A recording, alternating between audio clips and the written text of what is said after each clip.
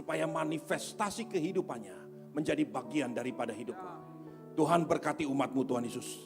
Nyatakan pribadi-Mu hari ini Tuhan, supaya nama Tuhan dipermuliakan. Supaya umat-Mu bertemu dengan hadirat-Mu hari ini. Tuhan berikan hamba-Mu bahasa yang sederhana, supaya nama Tuhan sendiri yang dipermuliakan. Hamba kembalikan segala hormat, pujian, ucapan dan kemuliaan hanya bagi nama Tuhan sendiri. Dalam nama Tuhan Yesus Kristus. Semua yang percaya dan siap diberkati Tuhan, sama-sama katakan amin, amin.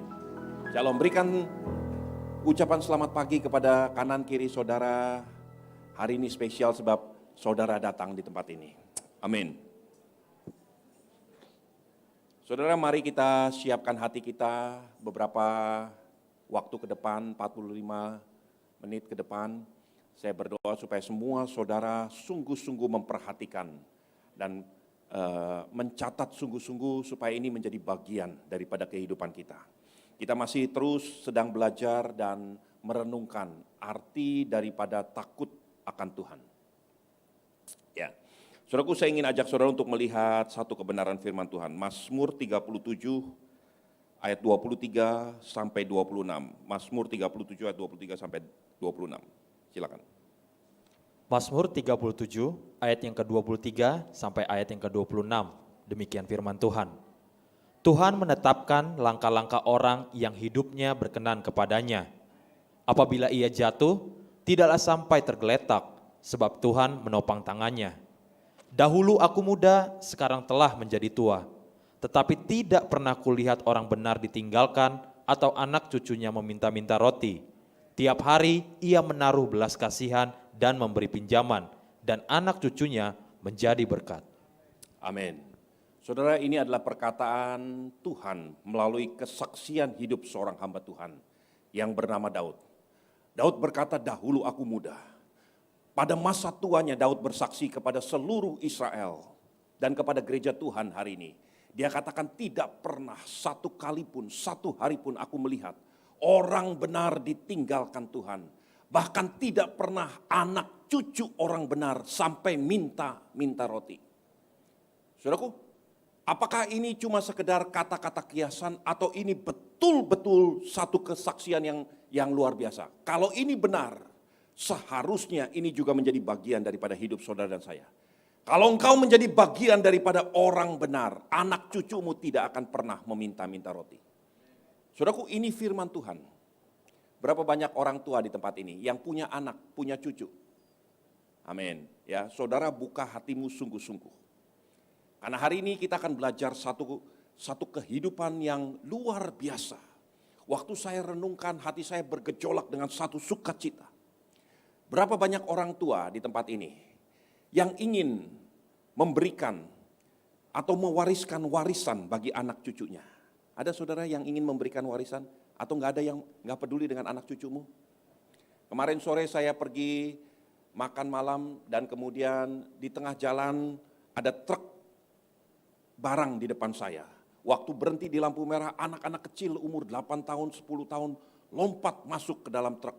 Lalu bersukaria di atas truk. Nggak tahu mereka mau pergi kemana gitu ya. Nanti truk itu bawa kemana, mungkin mereka akan turun di tengah jalan. Dan itu jam makan malam, jam makan sore gitu ya. Saya bicara dengan istri saya, kemana orang tuanya? Kenapa orang tuanya nggak cari mereka? Bayangkan kalau itu anak kita, umur 8-10 tahun gitu ya. Jam segitu kelayapan nggak karu-karuan. Apakah orang tuanya nggak peduli atau nggak mencari mereka? Saudaraku, seakan-akan anak itu dibiarkan bebas sendiri. Semuanya semaunya sendiri. Nah, saya berdoa supaya tidak ada orang tua yang berlaku seperti itu kepada anak-anak. Saudaraku, kalau saudara ingin hidup benar, satu kali kalau saudara perhatikan firman Tuhan sungguh-sungguh hari ini, engkau akan bisa mampu memberikan yang namanya warisan bagi anak cucumu. Dan itu bukan cuma sekedar warisan nasihat, tapi itu betul-betul warisan yang bisa dimakan sampai anak cucumu tidak perlu meminta-minta roti. Saudaraku, dari satu majalah Wealth Management, majalah konsultasi bisnis. Statistik mengatakan begini, 70% dari kekayaan manusia di seluruh muka bumi tidak mampu diteruskan kepada generasi kedua. 70% tidak mampu diteruskan kepada generasi kedua. 90% dari kekayaan manusia di seluruh muka bumi itu habis sebelum mencapai generasi ketiga. Saya ingin bicara kepada saudara, papa, mama, oma, opung, siapapun yang saudara pakai, kakek, nenek, akong, dan sebagainya. Saudaraku, kalau saudara hari ini kaya, kemungkinan besar, 70% kemungkinan anakmu tidak akan makan kekayaanmu. 90% kemungkinan cucumu tidak akan makan. Tidak ada bekas-bekasnya yang akan dinikmati cucumu. Karena ini statistik, wealth management. Nah, saudaraku, hari ini kita akan belajar satu kebenaran firman Tuhan. Tapi Daud, firman Tuhan berkata, aku dulu muda, sekarang aku telah menjadi tua. Tidak pernah kulihat orang benar ditinggalkan. Bahkan anak cucunya sampai meminta roti. Nah, saudaraku, saya ingin betul-betul mengajak saudara untuk melihat kebenaran firman Tuhan. Pada waktunya, apakah apa yang dikatakan oleh Daud, firman yang Daud ucapkan dari Tuhan, apakah itu berlaku bagi dirinya sendiri? Coba kita lihat ya. 1 Raja-Raja 11 ayat 9 sampai 11, silakan. 1 Raja-Raja 11 ayat 9 sampai ayat yang ke-11. Demikian firman Tuhan. Sebab itu Tuhan menunjukkan murkanya kepada Salomo, sebab hatinya telah menyimpang daripada Tuhan, Allah Israel, yang telah 2 kali menampakkan diri kepadanya, dan yang telah memerintahkan kepadanya dalam hal ini supaya jangan mengikuti Allah-Allah lain, akan tetapi ia tidak berpegang pada yang diperintahkan Tuhan. Lalu berfirmanlah Tuhan kepada Salomo, oleh karena begitu kelakuanmu, yakni engkau tidak berpegang pada perjanjian dan segala ketetapanku yang telah kuperintahkan kepadamu, maka sesungguhnya aku akan mengoyakkan kerajaan itu daripadamu dan akan memberikannya kepada hambamu. 2 kali Tuhan menyatakan diri kepada anak Daud namanya Salomo. 2 kali Tuhan menegur dengan keras kedegilan, kejahatan hati Salomo. Dan Tuhan katakan berkali-kali kepada Salomo. Tapi Salomo terus menyembah kepada Allah-Allah asing. Melacurkan dirinya, ikut dalam penyembahan berhala. Lalu Tuhan katakan, cukup Salomo. Aku akan pecahkan kerajaanmu. Saudara tahu, Salomo adalah orang paling kaya di muka bumi. Sebelum Salomo dan sesudah Salomo tidak pernah tampil orang lebih kaya daripada Salomo. Dan Tuhan katakan, cukup sampai di sini. Aku akan hancurkan kerajaanmu. Aku akan pecahkan, leburkan semuanya. Coba lihat ayat 12-13. Ayat ke-12 sampai ayat ke-13. Hanya pada waktu hidupmu ini, aku belum mau melakukannya oleh karena Daud ayahmu. Oleh karena papahmu adalah Daud. Oleh karena engkau adalah anak Daud, pada masa hidupmu aku tidak akan melakukannya. Bukan karena engkau benar, bukan karena engkau berkenan di hadapanmu, tapi papahmu adalah Daud. Maka aku tidak akan melakukannya. Itu anak Salomo. Coba lihat lagi. 2 Raja-Raja 8 ayat 17 sampai 19.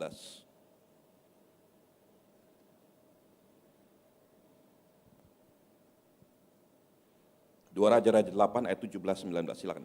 2 Raja-Raja 8 ayat 17 sampai ayat yang ke-19.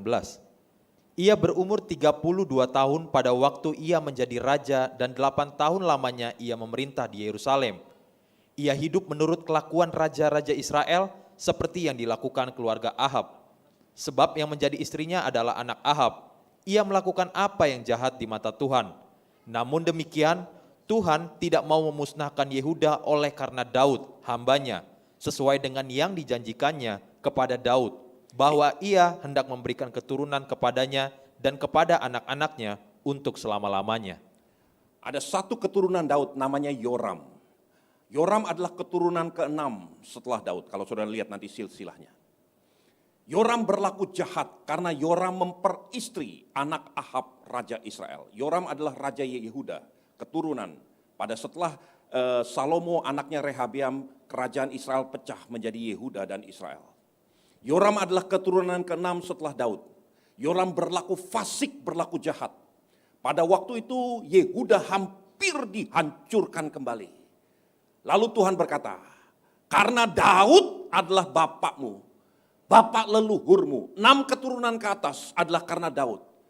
Maka kerajaan Yehuda dipertahankan. 6 keturunan. Statistik bilang apa? 70% kekayaan manusia tidak turun sampai kepada anaknya. 90% habis pada keturunan ketiga. Anak Daud keturunan ke-6 masih bisa melihat Yehuda dipertahankan. Lihat lagi. 2 Raja-Raja 20 ayat 5 dan 6. 2 Raja-Raja 20 ayat 5 sampai ayat yang ke-6. Demikian firman Tuhan. Baliklah dan katakanlah kepada Hizkia, raja umatku, beginilah firman Tuhan, Allah Daud, bapak leluhurmu. Telah kudengar doamu dan telah kulihat air matamu. Sesungguhnya aku akan menyembuhkan engkau, pada hari yang ketiga engkau akan pergi ke rumah Tuhan. Aku akan memperpanjang hidupmu 15 tahun lagi, dan aku akan melepaskan engkau dan kota ini dari tangan Raja Asyur. Aku akan memagari kota ini oleh karena aku dan oleh karena Daud hambaku. Keturunan ke-10 daripada Daud, namanya Raja Hizkia, Raja Yehuda. Hizkia jatuh sakit, lalu dia berseru kepada Tuhan. Tuhan katakan, bukan karena doamu, bukan karena seruan-seruanmu, tapi karena engkau adalah anak Daud, 10 keturunan di bawah Daud. Maka doamu aku kabulkan. Aku memberikan karena aku adalah Tuhan dan karena Daud hambaku. Saudara bisa bayangkan, sampai keturunan ke-10, Tuhan masih pelihara. Dan terus, kalau saya urut-urutkan terus, saudara akan melihat berkali-kali Tuhan berkata, oleh karena Daud kuteguhkan kerajaanmu, oleh karena Daud hambaku, kupertahankan kekayaanmu, oleh karena Daud kusembuhkan sakit penyakitmu. Semua hanya oleh karena Daud hambaku. Betapa hebatnya Daud ini. Sampai dia bersaksi, waktu dia bersaksi, dia sudah melihat bahwa Tuhan akan melakukan perkara-perkara ini di depan matanya nanti. Orang benar tidak akan kekurangan. Anak cucunya tidak akan meminta-minta roti. Saudaraku, perhatikan sungguh-sungguh. Kalau hidupmu disebut sebagai orang benar, maka itu adalah warisan yang paling mulia, paling berharga, lebih daripada semua kekayaan dunia. Anak cucumu tidak akan meminta-minta roti. Anak cucumu mungkin tidak mampu membayar rumah sakit pada waktu dia sakit. Tapi Yahweh Allah Israel akan menyembuhkan mereka. Karena Daud adalah bapaknya. Karena bapaknya itu benar di hadapan Tuhan. Anak cucunya berbuat salah dan hampir hancur. Tapi karena Daud bapaknya dipertahankan. Saudara bisa melihat ini? Betapa yang namanya perlindungan, perkenanan Tuhan, berkat Tuhan berlaku bagi keturunan orang benar, bukan hanya bagi orang benar. Saudaraku, semakin saya merenungkan ini, saya semakin sadar betapa luar biasanya. Bukan hanya tanggung jawab di pundak saya, tetapi kemurahan kasih setia Tuhan. Saya nggak tahu apa yang akan terjadi dengan anak saya. Saya nggak tahu mungkin mereka akan berhadapan dengan siapa. Mungkin mereka akan berbuat salah seperti apa. Tapi kalau saya hidup benar di hadapan Tuhan, ini janji firman Tuhan, anak cucumu tidak akan meminta-minta roti. Kalau dia sakit, dia berseru, karena engkau hidup benar di hadapan Tuhan, maka Tuhan akan mempertahankan kehidupan anak cucumu. Saudara sudah melihat sampai 10 keturunan, Tuhan pertahankan kerajaan Yehuda oleh karena Daud hambaku. Tapi siapa orang benar? Apa kualifikasi saya layak disebut sebagai orang benar? Daud berkata lebih jauh lagi, lihat. Mazmur 34 ayat 8 sampai 11. Mazmur 34 ayat 8 sampai 11, silakan. Mazmur 34 ayat 8 sampai ayat yang ke-11. Demikian firman Tuhan. Kecaplah dan lihatlah betapa baiknya Tuhan itu. Berbahagialah orang yang berlindung padanya. Takutlah akan Tuhan, hai orang-orangnya yang kudus. Sebab tidak berkekurangan orang yang takut akan Dia. Singa-singa muda merana kelaparan, tetapi orang-orang yang mencari Tuhan tidak kekurangan sesuatu pun yang baik. Takutlah akan Tuhan, sebab tidak akan kekurangan orang yang takut akan Tuhan. Orang-orang perkasa yang seperti singa-singa muda, Mereka merana kelaparan, tapi orang yang takut anak Tuhan, keturunan orang-orang yang takut akan Tuhan, tidak akan kekurangan. Saudaraku, di dalam hadirat Tuhan, Daud melukiskan apa yang tadi dia lukiskan di dalam Mazmur 37. Ternyata hal yang sama yang disebut sebagai orang benar adalah orang yang takut akan Tuhan. Dan mereka akan mewarisi janji yang sama seperti apa yang dikatakan. Bagi orang benar, anak cucunya tidak akan meminta-minta roti. Bagi orang yang takut akan Tuhan, perlindungan, perkenanan Tuhan ada padanya. Kalau toh singa muda akan merana kelaparan, tetapi orang yang takut akan Tuhan, keturunannya tidak akan kekurangan apa-apa. Nah, saudaraku, ini satu bagian yang saudara perlu benar-benar belajar. Saya berdoa saudara buka hatimu. Tadi di lagu terakhir, Praise and Worship menyanyikan, Yahweh will manifest himself. Tuhan memanifestasikan dirinya sendiri. Kita akan lihat. Saudaraku, pegang satu ayat ini. Yesaya 33 ayat yang ke-6. Bagian B saja mungkin. Mungkin baca Yesaya 33 ayat yang ke-6. Silakan.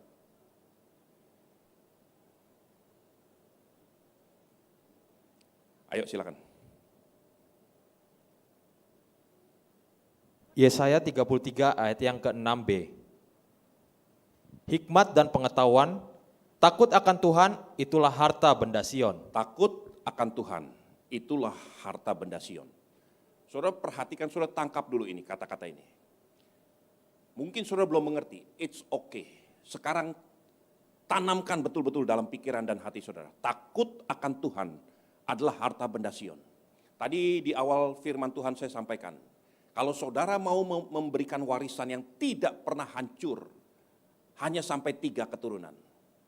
Belajar satu warisan ini. Belajar hidup takut akan Tuhan. Kalau saudara betul-betul hidup takut akan Tuhan, bukan hanya sampai 3 keturunan. Anak cucumu, keturunan-keturunan berikutnya akan terpelihara oleh Tuhan. Kita sudah melihat orang yang bersaksi itu, hidupnya seperti apa. Bagaimana Daud mengalami hal-hal yang begitu luar biasa di dalam rumah tangganya. Nah, kita akan kesampingkan itu dulu. Saya ingin ajak saudara untuk melihat sesuatu yang berbeda. Ya, nanti kita akan ambil kembali apa yang baru saja kita renungkan. Di dalam seluruh Alkitab, kita melihat, mendengar, menemukan nama-nama Tuhan. Ya. Semua nama-nama Tuhan itu ditujukan untuk melukiskan siapa dirinya dan siapa karakternya. Tadi saya sebutkan bahwa di atas Gunung Muria, Abraham bertemu dengan Yahweh, dengan Tuhan, dengan karakternya yang menyediakan segala-galanya. Bahkan menyediakan domba, korban bakaran bagi dirinya. Dan dia menyebut nama Tuhan sebagai Jehovah Jireh, Allah yang menyediakan. Dia melihat ada domba yang tersangkut tanduknya di semak duri. Dan itulah yang digunakan untuk menggantikan Ishak sebagai korban bakaran. Di Rafidim, Musa melihat kemuliaan Tuhan. Musa melihat Tuhan tampil bagi dirinya. Ketika Musa angkat tangan, maka pasukan Israel menang dalam peperangan melawan Amalek. Ketika Musa penat dan turun tangan, Yosua kalah. Saudaraku, pada waktu itu Musa sadar siapa Tuhan sebenarnya. Dia sebut Tuhan sebagai Jehovah Nisi di tempat itu. Dan itu untuk pertama kalinya Tuhan menyatakan dirinya. Dalam semua pelajaran, dalam semua kesempatan di dalam Alkitab, saudara akan melihat berkali-kali nama Tuhan ditonjolkan, dimanifestasikan untuk menyatakan, untuk membuktikan karakternya. Tidak pernah satu kali pun nama Tuhan digantikan oleh nama manusia. Kecuali satu kesempatan ini. Kembali lagi. Jadi orang gak menyebut Tuhan dengan julukan manusia. Nama manusia dipakai untuk menggantikan nama Tuhan. Kecuali dalam satu kesempatan ini. Nah, saudara, kita akan lihat satu kesempatan ini. Saudara, kalau saudara perhatikan di dalam kitab Wahyu, ada berkali-kali kitab Wahyu bicara tentang 7 manifestasi roh Allah. Roh Tuhan, roh keperkasaan, roh hikmat, roh pewahyuan, roh takut akan Tuhan dan sebagainya. Salah satunya adalah roh takut akan Tuhan. Dan kemudian Yesaya 11 berbicara tentang manifestasi daripada 7 karakter roh Allah ini. Dan semuanya, kesukaannya adalah takut akan Tuhan. Jadi dua hal penting yang saudara perlu tanamkan betul-betul. Takut akan Tuhan adalah Tuhan itu sendiri. Karena itulah manifestasi roh Tuhan. Yang kedua, takut akan Tuhan adalah karakter, kesukaan, hasrat daripada Tuhan sendiri. Apapun manifestasinya, selalu hasratnya, aromanya, kesukaannya, pasti takut akan Tuhan. Jadi kalau ada hamba-hamba Tuhan, ada orang yang mengatakan saya sedang dikuasai roh Tuhan, tetapi tidak ada takut akan Tuhan, itu pasti bukan roh Tuhan. Karena roh Tuhan, hasratnya, kesukaannya, kerinduannya adalah takut akan Tuhan. Saudaraku, semakin saya merenungkan ini, semakin saya melihat bahwa ini betapa besar dan pentingnya gereja Tuhan untuk belajar tentang takut akan Tuhan. Supaya sungguh-sungguh gereja Tuhan bisa bertumbuh dan hidup berkenan di hadapan Tuhan. Saudaraku, saya ingin ajak saudara untuk memperhatikan satu kebenaran ini. Mungkin nanti di dalam kesempatan saudara di rumah, silakan saudara baca kitab Kejadian 31, seluruh pasal itu. Ya. Saya ingin hanya nanti lompat-lompat saja di dalam Kejadian 31. Saudara akan melihat satu peristiwa.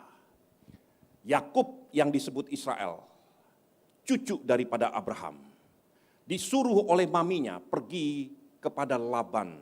Laban adalah masih kerabat daripada Abraham.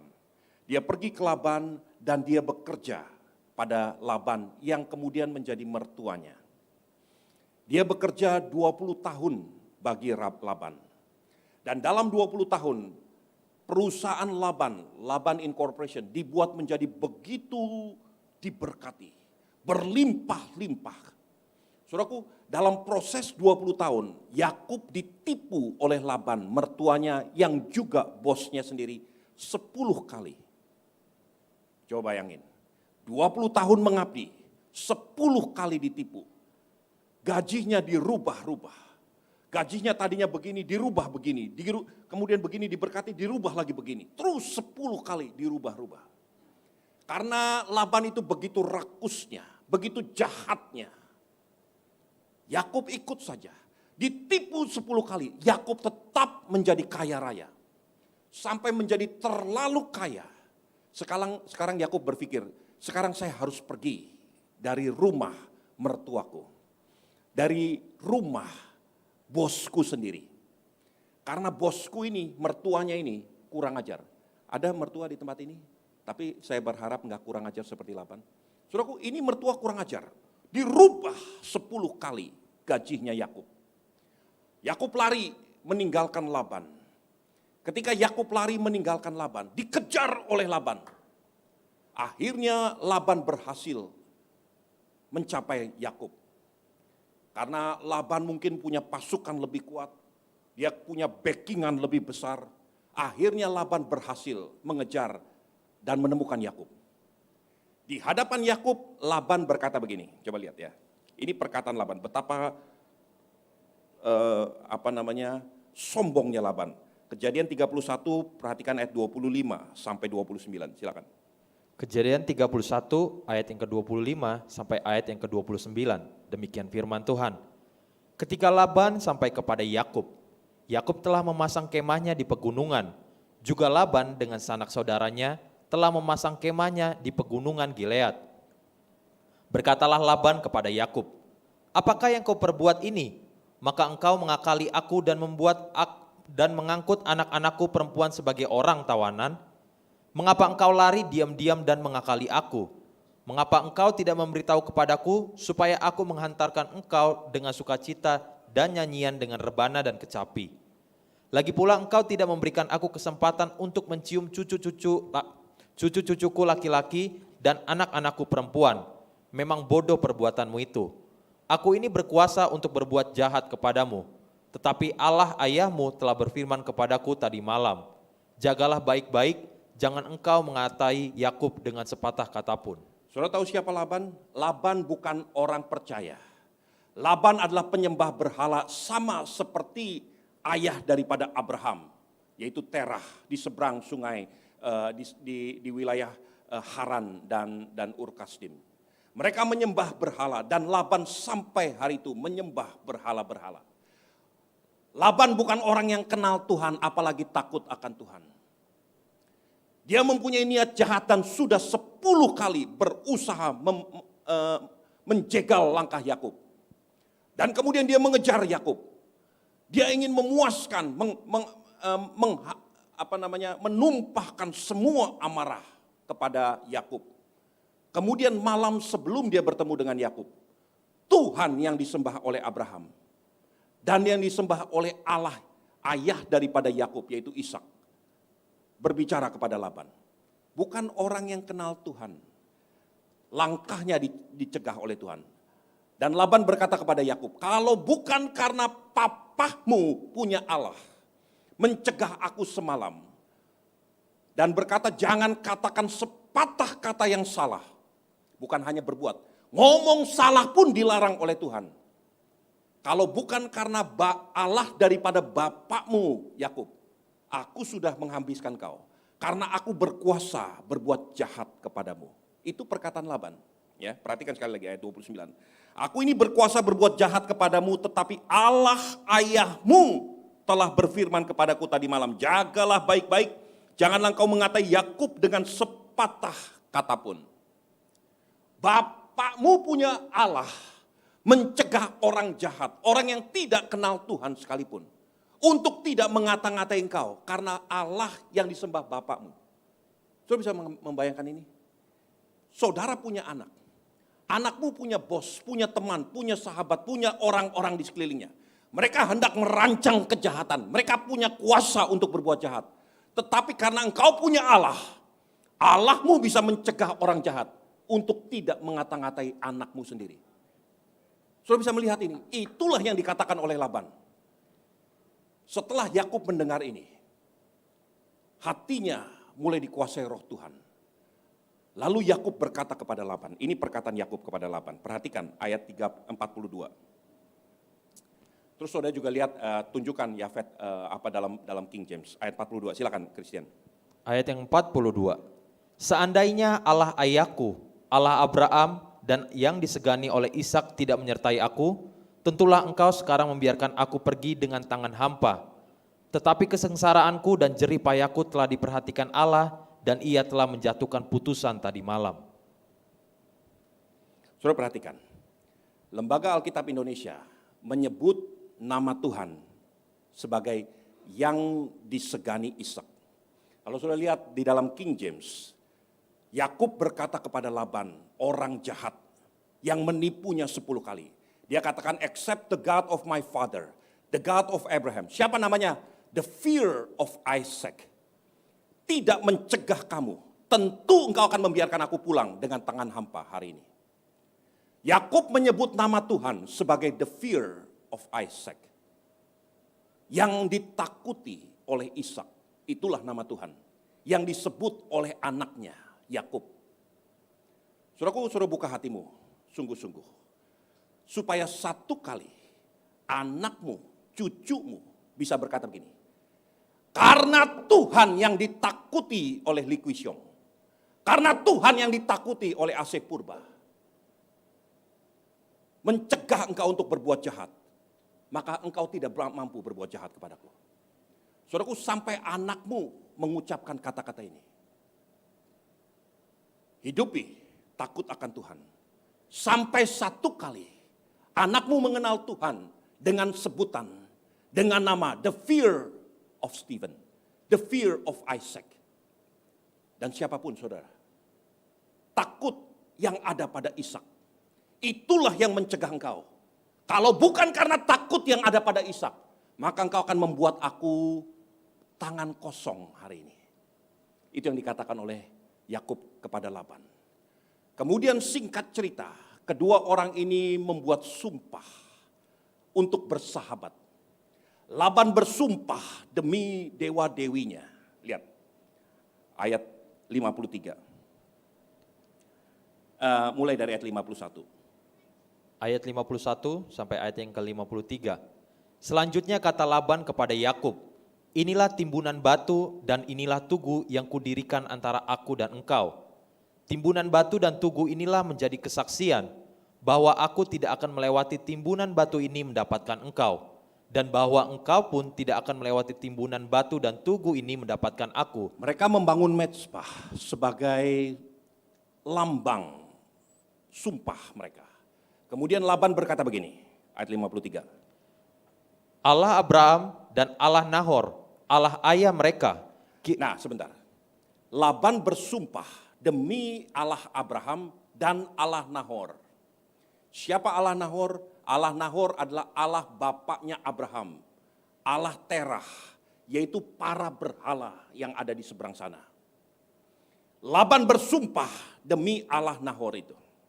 Terus kemudian, Allah ayah mereka, kiranya menjadi hakim antara kita. Lalu Yakub bersumpah demi yang disegani oleh Ishak ayah. tapi Yakub bersumpah demi the fear of Isaac. Yakub bukan bersumpah demi Allah Nahor, demi Allah Terah, Allah ayah mereka. Yakub bersumpah demi Allah yang ada rasa takut di hati papahnya. Saudaraku, saya ingin sampaikan, kalau saudara lakukan hari seperti itu, saudara tahu apa yang terjadi dengan Yakub? Yakub berubah namanya menjadi Israel. Itu sudah ribuan tahun yang lalu. Sampai hari ini, kerajaan itu tidak pernah hancur di muka bumi. Manusia, bangsa bangkit melawan bangsa. Ada begitu banyak orang-orang jahat yang berusaha menggagalkan, membunuh. Adolf Hitler mempunyai satu strategi perang yang disebut the final solution. Apa artinya the final solution? Membumi hanguskan semua orang Yahudi di muka bumi ini. Tetapi sampai hari ini mereka makin kuat, makin kaya raya, dan makin berpengaruh. Kenapa? Karena papahnya bersumpah demi yang ditakuti oleh papahnya. Saudaraku, saya ingin sampaikan, kalau saudara hidup takut akan Tuhan, mungkin kau nggak punya harta untuk diberikan kepada anak cucumu. Mungkin nggak punya cukup deposito atau perusahaan untuk diwariskan kepada anak cucumu. Tetapi takut akan Tuhan akan melindungi anak cucumu. Pada waktunya takut akan Tuhan yang ada di hati papa akan menjaga kaki anak-anakmu. Orang punya maksud jahat terhadap anak-anakmu. Tetapi takut akan Tuhan yang ada padamu akan mencegah mereka.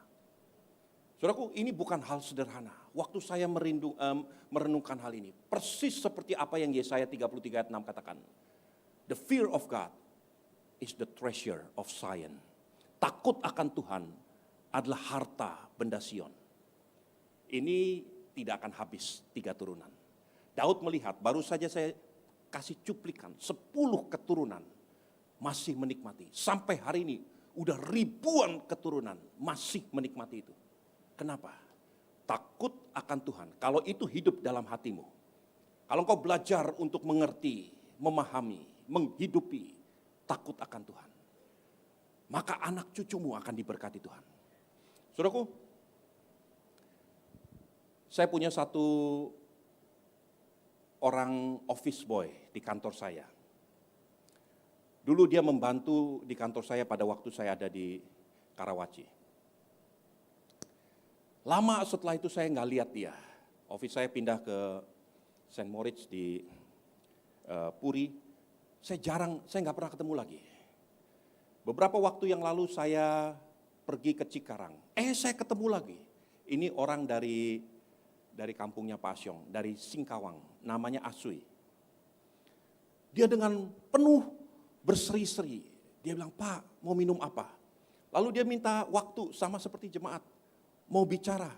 Saya bilang, ya udah Asui, nanti jam makan siang kita bicara. Asui dengan begitu bersemangatnya bicara, Pak, saya mau cerita.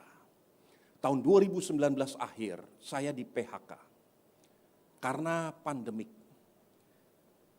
Dan dia punya papa yang bekerja punya tanah di pinggiran daripada Cikarang sana gitu ya. Bertani, berkebun, cuma tanah 300-an meter, nggak besar. Tapi itu menjadi sumber mata pencarian mereka. Sekarang papahnya udah makin tua dan makin sakit-sakitan. Satu kali jatuh sakit betulan. Jadi si Asui lah yang menggantikan papahnya, kebetulan dia di PHK selama pandemik. Jadi dia menjadi petani, belajar untuk menjadi petani.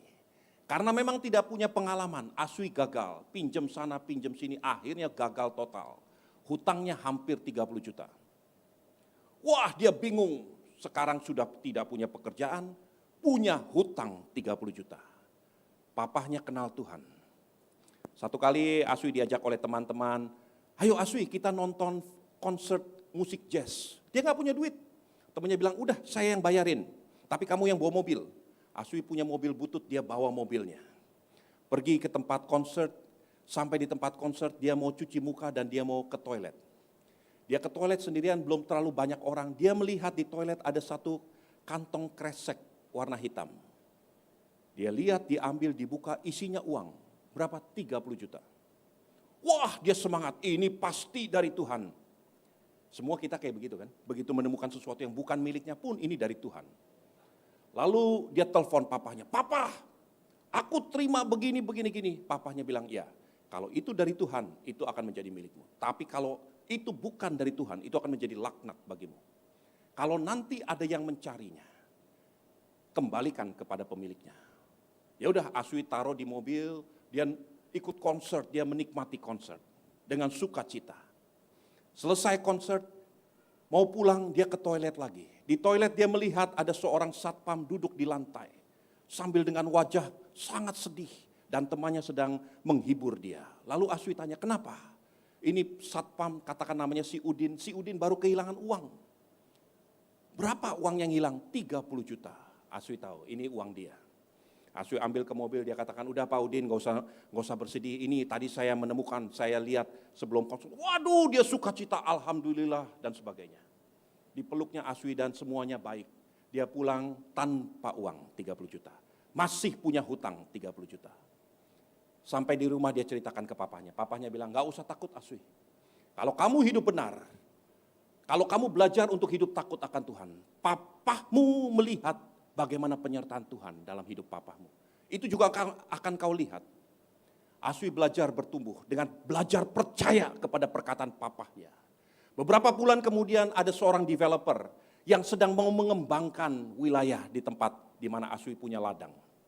Dia mendengar lahan itu sudah menjadi lahan perumahan sekarang peruntukannya. Dibelilah semua lahan-lahan itu, termasuk lahan Aswi. Tadinya lahan Aswi mau dijual dengan harga 200 juta, enggak laku-laku. Sekarang ditawar dan dihargai 230 juta. Bedanya 30 juta. Aswi langsung setuju, diambil 30 jutanya dibayar hutang. Masih 200 juta dia tabungkan di tabungan. Tapi developernya berkata begini, saya baru membebaskan beberapa hektar. Jadi enggak cukup ini semua. Jadi gini deh Aswi, saya bayar kamu sebagai penjaga. Kamu boleh manfaatkan lahan-lahan yang sudah saya bebaskan sebagai perkebunan atau apa, dan kamu saya bayar sebagai karyawan. Jadi dia memanfaatkan lahan yang dia miliki dan lahan-lahan orang yang sudah sudah dibebaskan, dia dibayar oleh developer, dia bisa bayar hutang. Wah, dia bekerja sukacita. Hampir seperti, saya ingat-ingat hampir seperti Bet Shalom. Tanahnya Pak Yanto, kita yang pakai, kita jualan telur di atas tanah itu. Saudaraku, ini betul-betul dimanfaatkan oleh si Aswi. Si Aswi lama-lama pinter bercocok tanam. Setelah dia pinter bercocok tanam, hampir mendekati akhir tahun 2022, ternyata itu salah lihat. Dan lahan itu bukan lahan perumahan, itu memang betul-betul lahan hijau. Jadi developernya berhenti untuk membebaskan lebih lanjut. Dia katakan, udah ini salah semuanya. Jual balik, jual dengan harga murah. Si Aswi bilang, Aswi kamu yang beli duluan. Ya tapi saya nggak punya duit 230 juta. Udah kamu bayar 200 juta saja. Jadi dia bayar balik tanahnya dengan harga 200 juta. 30 juta sudah dibayarkan hutang. Bunganya selama 1-2 tahun sudah cukup lumayan buat Aswi. Dan kemudian Aswi diberi tugas lagi. Sekarang Aswi bukan hanya kamu menjadi karyawan. Kamu juga menjadi agent saya. Property agent. Kamu jualin tanah-tanah yang sudah terlanjur saya beli. Aswi sudah berhasil menjual 4 hektar. Dengan komisi 2% dari masing-masing yang dia jualkan. Wah, Aswi makin diberkati Tuhan. Semuanya baik. Saudaraku, kemudian akhir 2022, awal 2023, semuanya hampir selesai, Aswi keluar, dipanggil kembali untuk bekerja. Sekarang ditempatkan sebagai office boy di Cikarang. Dia cerita, Tuhan begitu luar biasa. Saya pulang, saya katakan kepada diri saya sendiri, semua itu dimulai dari nasihat papa yang takut akan Tuhan. Seandainya Aswi bukan punya papa seperti papahnya si Aswi, seandainya papahnya seperti si Udin, si Ujang dan sebagainya, tentu akan berkata, Aswi luar biasa itu Tuhan Allahmu sudah memberkati engkau 30 juta. Sekarang pulang kita pesta pora. Berapa banyak papah seperti ini? Engkau menjerumuskan anakmu sendiri. Karena apa? Karena tidak ada takut akan Tuhan dalam hatimu. Yang bukan milikmu jangan pernah disentuh. Ajarkan kepada anak cucumu. Kalau Tuhan bisa berkati anak daripada singkawang yang tidak punya pendidikan, anak yang tidak punya latar belakang baik sama sekali, tapi Tuhan bisa hidupi mereka selama masa pandemik seperti itu. Apalagi Tuhan tidak bisa pelihara saudara. Saudaraku, belajar untuk takut akan Tuhan. Yakub melihat bahwa semua yang terjadi dengan dirinya, apa yang Tuhan buat bukan karena dirinya, tetapi karena the fear of Isaac, takut yang ada pada Ishak papahnya, itulah yang membuat dia sampai hari itu tetap bertahan, bahkan kuat dan kokoh. Saudaraku, saya ingin tutup dengan satu pemahaman ini. Ini penting sekali. Kalau saudara lihat dari seluruh Alkitab, apa rahasia yang ada pada Ishak? Saudara nggak akan melihat apa-apa, kecuali satu ini. Coba lihat. Kejadian 24. Lihat Kejadian 24, ayat yang ke-63. Kemudian tampilkan yang dari King James. Baca dulu, silakan Chris. Kejadian 24 ayat yang 63, demikian firman Tuhan. Menjelang senja, Ishak sedang keluar untuk berjalan-jalan di padang. Ia melayangkan pandangnya, maka dilihatnyalah ada unta-unta datang. Saudara lihat, kalau saudara perhatikan di King James, itu lebih jelas dikatakan gini. And Isaac went out to meditate in the field at overtide. Ishak keluar untuk merenungkan. Ini bicara tentang perenungan akan firman Tuhan. Saudaraku, hanya ini satu ayat yang menunjukkan karakter luar biasa daripada Ishak. Daud berkata di dalam Mazmur 1, berbahagialah orang yang tidak berjalan dalam lingkungan orang fasik, tidak duduk-duduk dalam lingkungan pencemooh dan sebagainya, tapi yang kesukanya merenungkan firman Tuhan. Saudara tahu, belajar satu perkara ini.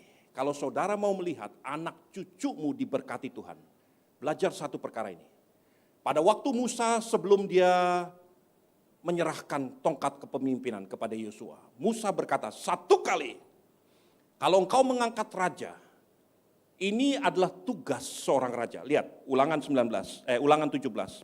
Perhatikan ayat 14, kemudian lompat ayat 18 sampai 20. Ulangan 17 ayat 14, silakan. Ulangan 17 ayat 14, demikian firman Tuhan. Apabila engkau telah masuk ke negeri yang diberikan kepadamu oleh Tuhan Allahmu dan telah mendudukinya dan diam di sana, kemudian engkau berkata, aku mau mengangkat raja atasku seperti segala bangsa yang di sekelilingku. Ayat 18 sampai 20, silakan. Apabila ia duduk di atas tahta kerajaan, maka haruslah ia menyuruh menulis baginya salinan hukum ini menurut kitab yang ada pada imam-imam orang Lewi. Itulah yang harus ada di sampingnya dan haruslah ia membaca seumur hidupnya untuk belajar takut akan Tuhan Allahnya. Seorang raja di Israel, sebelum Musa pergi meninggalkan bangsanya, dia berkata gini, kalau nanti ada seorang raja di antaramu, ingat satu perkara yang harus dia lakukan, tuliskan kitab Taurat ini. Dan itu harus ada di sebelah ranjangnya, di sebelah singgasananya. Itu harus dibaca, direnungkan oleh raja ini. Supaya apa? Supaya dia takut akan Tuhan. Saudara mau belajar takut akan Tuhan? Berapa banyak yang mau belajar takut akan Tuhan? Saudara harus belajar membaca firman Tuhan. Merenungkan firman Tuhan. Inilah sumber yang akan menumbuhkan roh takut akan Tuhan. Di gereja ini saudara menerima tuntunan perenungan setiap minggu. Belajar ikuti. Belajar sungguh-sungguh membaca firman Tuhan. Supaya engkau belajar takut akan Tuhan. Saudaraku, saya ingin sebentar Pak Purba dan saya akan mendoakan saudara, mengurapi semua saudara dengan anak-anak dan sebagainya. Saudaraku, saya ingin sampaikan, mungkin ada sebagian saudara berkata gini, saya nggak punya apa-apa untuk saya wariskan kepada anak-anak cucu saya. Kalau engkau mau belajar takut akan Tuhan, inilah warisan yang paling berharga. Mungkin saudara berkata gini, papa saya itu bukan anak Tuhan. Papa saya jahat, tidak kenal Tuhan. Hari ini izinkan Pak Purba dan saya menjadi bapa rohani buat saudara. Kami akan transfer roh takut akan Tuhan supaya ini menjadi perlindungan dan memutuskan semua kuasa-kuasa kutuk-kutuk nenek moyang.